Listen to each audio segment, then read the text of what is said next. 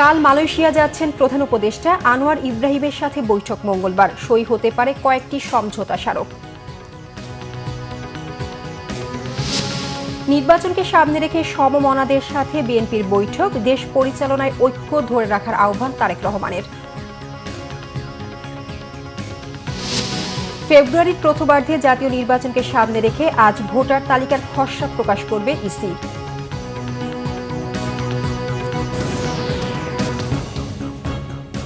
দেখছিলেন crown cement সংবাদ শিরোনাম, এবার বিস্তারিত। মালয়েশিয়ার প্রধানমন্ত্রী আনোয়ার ইব্রাহিমের আমন্ত্রণে কাল সোমবার 3 দিনের দ্বিপক্ষীয় সফরে মালয়েশিয়া যাচ্ছেন প্রধান উপদেষ্টা অধ্যাপক ড মোহাম্মদ ইউনূস। সোমবার দুপুরে মালয়েশিয়ার উদ্দেশ্যে ঢাকা ছাড়ার কথা রয়েছে প্রধান উপদেষ্টার। মঙ্গলবার সকালে সফরের মূল আনুষ্ঠানিকতা শুরু হবে। এদিন সকালে পুত্র জায়ে আনুষ্ঠানিক দ্বিপক্ষীয় বৈঠকে বসবেন ড ইউনূস ও আনোয়ার ইব্রাহিম। দ্বিপক্ষীয় বৈঠক শেষে দুই দেশের মধ্যে সম্ভাব্য সমঝোতা স্মারক ও এক্সচেঞ্জ নোটগুলো সই হবে। এরপর দুই সরকার প্রধান গণমাধ্যমে কথা বলবেন। সফরে ব্যবসায়িক সেমিনারে অংশ নেবেন প্রধান উপদেষ্টা। এছাড়া মঙ্গলবার বিকেলে মালয়েশিয়ায় বসবাসরত বাংলাদেশিদের সঙ্গে মত বিনিময় অনুষ্ঠানে যোগ দেবেন ড ইউনূস। রাতে মালয়েশিয়ার মন্ত্রী, নাগরিক সমাজ, শীর্ষ ব্যবসায়ী আমলাদের সঙ্গে নৈশভোজে অংশগ্রহণ করবেন তিনি। দেশটির ইউনিভার্সিটি কেবাংসান মালয়েশিয়া প্রধান উপদেষ্টাকে সম্মানসূচক ডক্টরেট ডিগ্রি দেবে। বুধবার সকালে সমাবর্তনে যোগ দেবেন ড ইউনূস। বুধবার সন্ধ্যায় মালয়েশিয়া ছাড়ার কথা রয়েছে তার।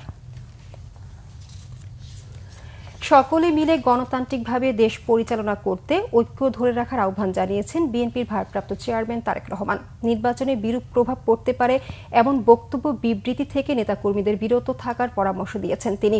ফেব্রুয়ারিতে জাতীয় নির্বাচনের ঘোষণার পর মিত্রদের সঙ্গে বৈঠক শুরু করেছে বিএনপি।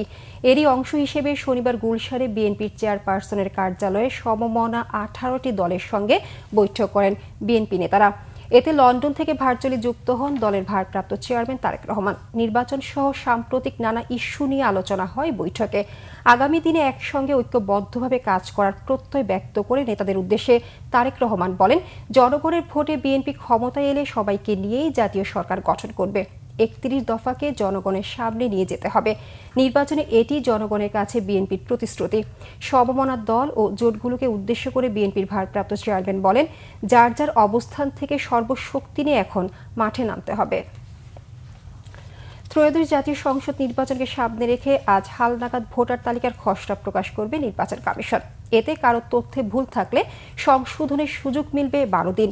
খসড়া তালিকায় প্রকাশের পর উপজেলা কর্মকর্তারা সেটি নির্দিষ্ট স্থানে টাঙিয়ে দেবেন।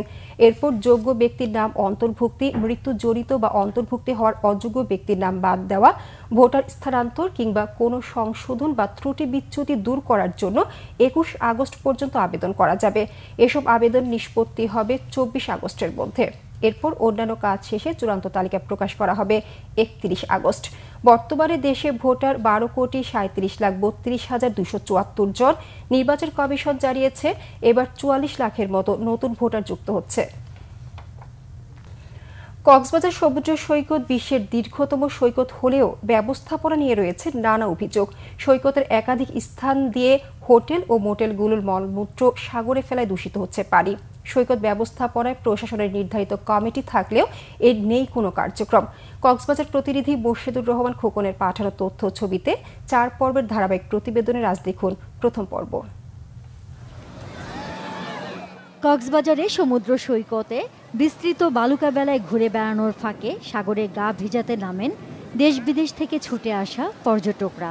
তবে সুগন্ধা এবং কলাতলি বিচ পয়েন্টের মাঝে ডিভাইন হোটেলের পাশে বালিয়াড়ি কেটে বানানো হয়েছে নালা, আর সেই নালার সাথে সংযোগ করা হয়েছে আবাসিক হোটেলের মলমূত্রের ড্রেন।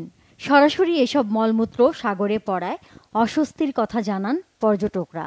এই যে পানিটা সোজা হচ্ছে আমাদের সাগরে যাচ্ছে, অ্যান্ড ইটস রিয়েলি ব্যাড, আমাদের হেলথের জন্য অনেক খারাপ। যেহেতু এখানে আর্নিং ভালো হচ্ছে, আই থিঙ্ক এটা চাইলেই সলভ করা পসিবল। ড্রেনেজ থেকে যে পানি আসতেছে এখান থেকে ডাইরেক্ট আপনার সমুদ্রতে যাচ্ছে, আর ওইখানে আপনি দেখতে পাচ্ছেন যে ডাইরেক্ট ওই জায়গায় মানুষরা আছে।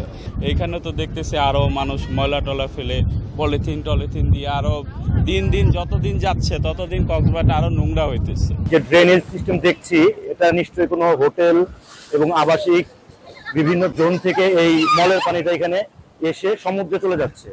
এই ঘটনায় প্রশাসনকেই দুষছেন নাগরিক ফোরামের এই নেতা। স্থানীয় প্রশাসনের নির্লিপ্ততা, উদাসীনতা আমাদেরকে খুবই কষ্ট দিচ্ছে। আমরা খুবই দুঃখিত।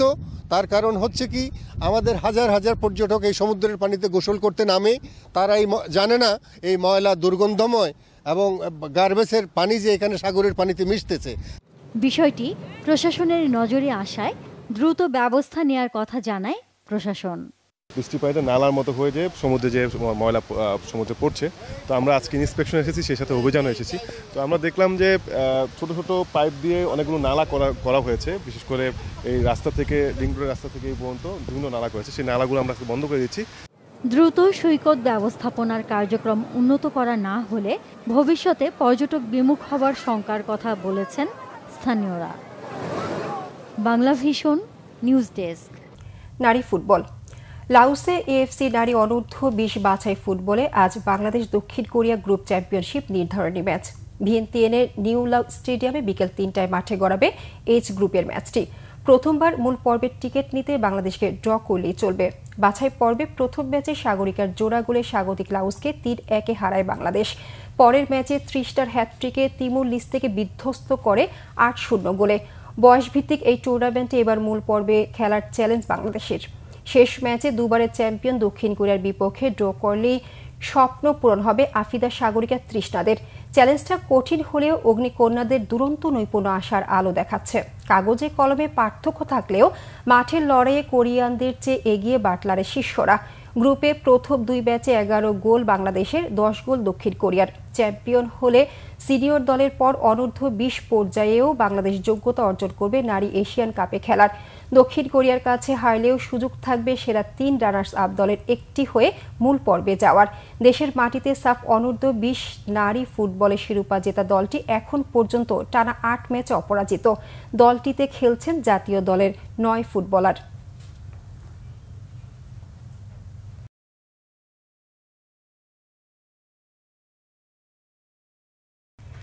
এই ছিল এখনকার মতো। পরের সংবাদ সকাল 11টায়। এছাড়া বাংলা ভিশন সংবাদ ও সংবাদ সংশ্লিষ্ট অনুষ্ঠান দেখতে ভিজিট করুন www.bvnews24.com ও facebook.com/banglavisionnews এবং সাবস্ক্রাইব করুন youtube.com/banglavisionnews। ধন্যবাদ সবাইকে।